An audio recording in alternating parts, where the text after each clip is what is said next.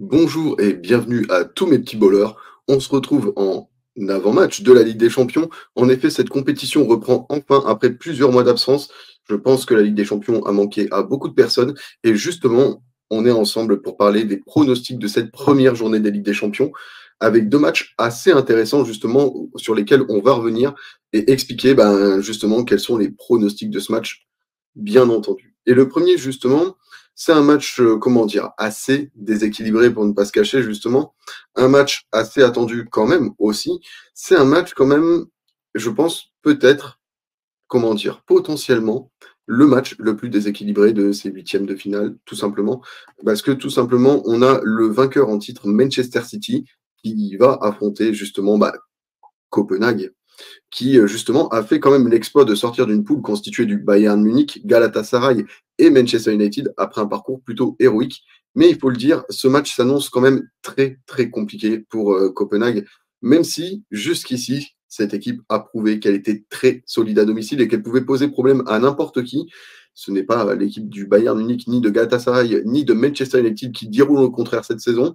Cependant, voilà, il y a une limite, et cette limite, c'est un peu un éléphant dans la pièce, ça reste Manchester City. Manchester City qui, malgré un début de saison un peu compliqué en championnat, et je peux entendre les réticences de certains sur cette saison, revient petit à petit en forme, mais ça s'explique aussi peut-être par les retours de blessures de certains joueurs qui sont des cadres décisifs de Manchester City.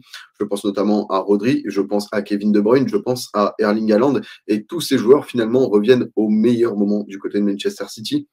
On se rappelle également que l'an dernier, Manchester City, avant les phases de Ligue des Champions à élimination directe, n'était pas forcément dans une meilleure forme que cette saison et ne marquait pas plus de points finalement. Donc, qu'est-ce qui nous prouve que Manchester City n'est pas l'ultra favori de cette compétition, enfin de ce match déjà pour commencer?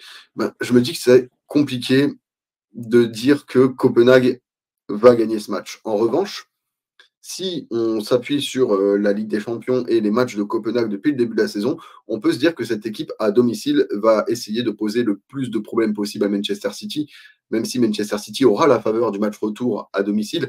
Il faut dire ce qui est, le match aller, c'est Copenhague qui, je pense, va tenter le plus et va prendre le plus de risques. Manchester City connaît son style de jeu et pourra au pire toujours exploiter les contres avec Kevin De Bruyne qui lancerait Erling Haaland dans la profondeur et à ce moment-là, ce serait une catastrophe pour Copenhague, malgré leurs intentions de jeu.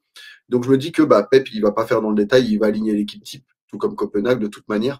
Et je pense qu'il y a une possibilité de voir ce schéma un peu hybride, un 4-3-3, 3-2-4-1 selon les phases de jeu, avec une Gvardiol ou Ake en arrière gauche, une défense avec Ruben Dias et Stones. Akanji également, ou un retour de Walker en fonction justement de ce que voudra animer Pep. Je vois justement Rodri au milieu avec Bernardo Silva et Kevin De Bruyne qui formeront le 4-3-3, 3-2-4-1.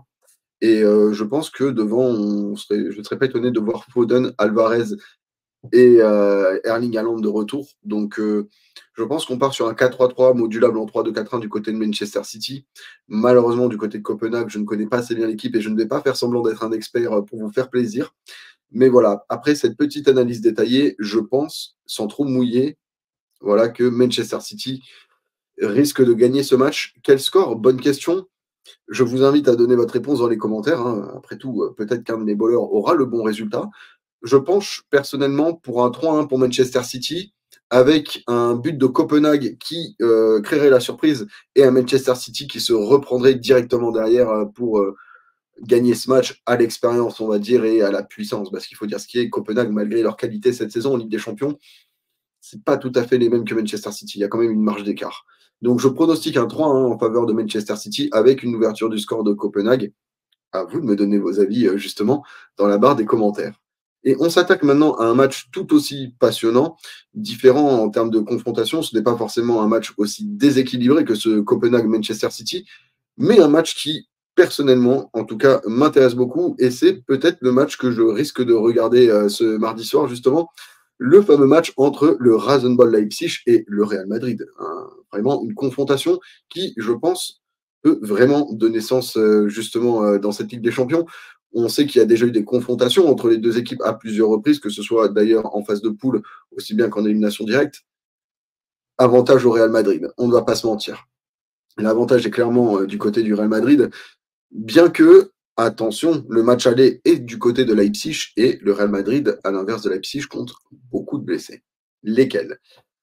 Le Real Madrid, comme vous le savez, a depuis le début de saison de gros problèmes, comment dire? Surtout du côté de la défense. On sait que, Thibaut Courtois, s'est blessé en début de saison, Militao a suivi, Alaba a suivi, Rudiger a suivi et même Jude Bellingham vient de se blesser contre Gérone et manquera du coup ce match aller contre Leipzig. L'objectif est qu'il soit de retour pour, le match retour justement et quand je vois justement ces données, je me dis que oui, le Real Madrid est sûrement l'équipe qui a le plus d'expérience dans cette compétition. C'est l'équipe la plus titrée et elle part logiquement favorite dans cette confrontation. Cependant, au vu du nombre de blessés du côté du Real Madrid, est-ce qu'il n'y a pas un peu un danger du côté de Leipzig à avoir en sachant que les Allemands, eux, n'ont pas trop d'absents? On a vu justement ce week-end que tous les joueurs étaient présents, que ce soit Luis Openda, Benjamin Sesko, Dani Olmo, Xavi Simons, malgré un match nul d'ailleurs assez intéressant à regarder, avec un penalty raté de Luis Openda, mais un superbe but en extension. Je pense que justement Leipzig va conserver ses bases dans son 4-2-2-2, avec un duo soit Schlager-Campbell, soit un duo avec Aidara Campbell.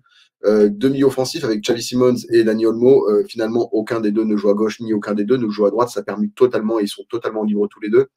Je penche pour une attaque Poulsen titulaire avec Loïs Openda et je pense que Benjamin Sesko rentrera en cours de match au terme du manque d'expérience qu'il y a dans cette compétition à l'inverse de Poulsen. Du côté de la défense, grand classique, j'imagine. De mon côté, je vois Klosterman et Orban titulaires avec Heinrich à droite et David Raum à gauche et un retour de Gulacsi de blessure qui justement regagne sa place malgré les très belles performances de Blaswich depuis plus d'un an. Du côté du Real Madrid, plus compliqué. Au vu du résumé de match que j'ai vu du Real Madrid contre Gérone, j'ai pas eu le temps de voir le match en entier, je m'en excuse. J'ai vu justement que l'attaque avait été composée de Rodrigo, de Jude Bellingham, de Vinicius. J'ai vu que le milieu avait été composé de Valverde. J'ai cru voir aussi Camavinga qui lui a joué au milieu. Tchouaméni en défense centrale avec Carvajal et j'ai vu Mendy en arrière gauche. Donc oui, beaucoup de chantiers du côté du Real Madrid.